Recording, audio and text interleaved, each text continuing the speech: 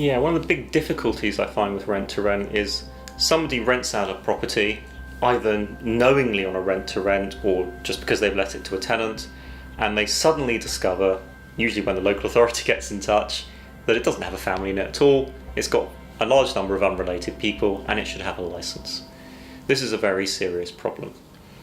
If you knew that the property was a rent to rent, you should really have made sure that either you got the license and effectively the rent to renter paid the cost of that, or that it was baked into the rent to rent contract that they would get the license and you checked that they had done so.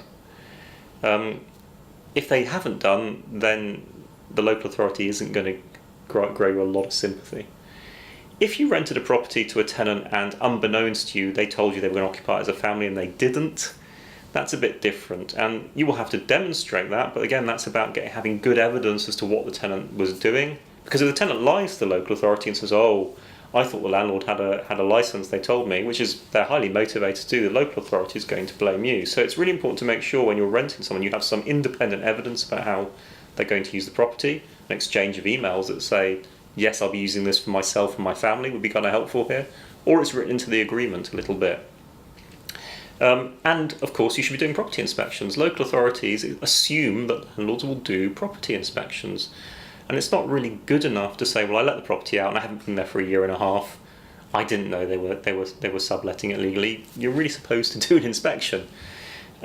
So you need to do property inspections. Some of those should not be unannounced, but should have short timelines of notice, and you need to be a little bit aware on these property inspections. You don't have to assume that every tenant's lying to you, but you need to keep your eyes open. If there are unexpected camp beds or unexpected extra beds there, you need to ask questions. If the person is a temporary visitor, then you want to know who they are, and you need to rearrange a follow-up inspection to make sure that temporary visitor is gone, and that actually the temporary visitor wasn't in fact the lodger that you didn't know about, something like that. And you need to ask the question, say, was this temporary visitor paying you any money? Are they related to you? Who are they? How long are they staying for?